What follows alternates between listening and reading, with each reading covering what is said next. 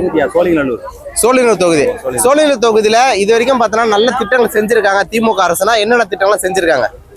சோழிங்கநல்லூர் தொகுதி பார்த்து எடுத்துக்கிட்டீங்கன்னா மழைநீர் தேக்க ரோடு எல்லாமே நல்லா பண்ணிருக்காங்க. சரியா, மழைநீர் அடிக்கும், தண்ணி போறதுக்கு நல்லா பண்ணிட்டாங்க. எந்த மழை பெஞ்சாலும் தண்ணி ஒரு சொட்டு தண்ணி நிற்காது, அந்த மாதிரி பண்ணிட்டாங்க, நல்லபடியா பண்ணிட்டாங்க. ஆனா இப்ப இருக்கக்கூடிய இளைஞர்கள் எல்லாருமே பார்த்தோன்னா விஜய் சீமான் சொல்றாங்க இல்லையா? ஸோ அதை பத்தி என்ன நினைக்கிறீங்க? அதை பத்தி என்ன நினைக்கிறேன்னா, அது அவங்களுக்கு விவரம் தெரியாது. அவங்களுக்கு காலகட்டம் அந்த வயசு காணாது. அவங்களுக்கு சின்ன பருவத்தினால அவங்க அதனால விஜய் பின்னாடி ஓடிட்டு இருக்காங்க. இப்போ உள்ள நாட்டு மக்களுக்கு நல்லா எல்லாம் தெரிஞ்சா என்னென்ன நிலவரம் நடக்குதுன்னு அவங்களுக்கு தெரியாது. வீட்டுல இருக்கிற சின்ன பசங்க என்ன பண்றாங்கன்னா அவங்க அம்மா அப்பா கிட்ட போய் போஸ்ட் பண்றாங்க, இந்த மாதிரி தளபதிக்கு போடுங்கப்பா, தளபதிக்கு போடுங்கப்பா.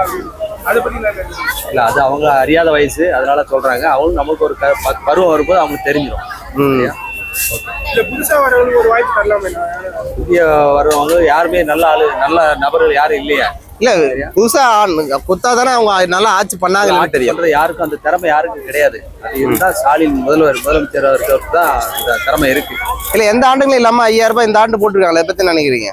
அதை பத்தி என்னன்னா, அது ஒரு மக்களுக்கு தேவை இருக்குனால அதோடைய கனவை மக்களுக்கு நிறைவேற்றுறாரு முதலமைச்சர் ஸ்டாலின். ஓகே, இத்தனை வருஷமா 4 ஆண்டுகளா ஆண்டாங்க. இதுக்கு முன்னாடி ஓகேங்களா, லாஸ்ட் 5வது வருஷம் தான் போட்டாங்க. மீது 4 ஆண்டுகளா மக்களுக்கு தேவைகள் இல்லாம இருந்தா? தேவைகள்லாம் இருந்தது, அதுக்கு நல்லா பூர்த்தியா செஞ்சுட்டு வந்தாரு. மகளிருக்கு எல்லாம் நல்லபடியா பண்ணாரு. அவங்களுக்கு என்னென்ன தேவையோ அவருக்கு கரெக்டா பண்ணிட்டு இருந்திருக்காரு. அதனால அவர் தான் வரணும், மீண்டும் வரணும். ஓகே, என்ன தொகுதிண்ணா நீங்க? நம்ம ரியல் எஸ்டேட் போயிட்டு புரியல, என்ன தொகுதி? இப்ப தேமுதிக கூட்டணி சேர்ந்துருக்குன்னா அதை பத்தி என்ன நினைக்கிறீங்க? கூட்டம் வர்றது நல்லது தானே? இல்லைண்ணா, தேமுதிக விஜயகாந்த் ஐயா அவர் இருக்கும்போது திமுக தான் பார்த்தோன்னாக்கா மோசமான ஒரு கட்சி, ஆளு கொலை பண்ணுவாங்க, ரவுடி கும்பல் அப்படிலாம் பார்த்தா விஜயகாந்த் மிகப்பெரிய விமர்சனம் பண்ணாரு.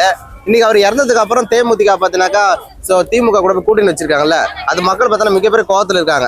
தேமுதிக தொண்டர்களே, அதை பத்தி நினைக்கிறீங்க? அதெல்லாம் சொல்லுவாங்க, அது ஆப்போசிட்ல இருக்கவங்க சொல்லுவாங்க.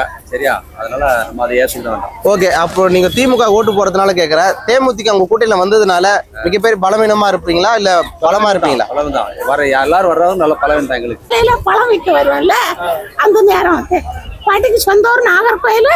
நான் 45 வருஷம் ஆச்சு. சரி, ஓகே. இப்போ நீங்க ஏஞ்சி உடனே இப்போ எலெக்ஷன் யாருக்கு?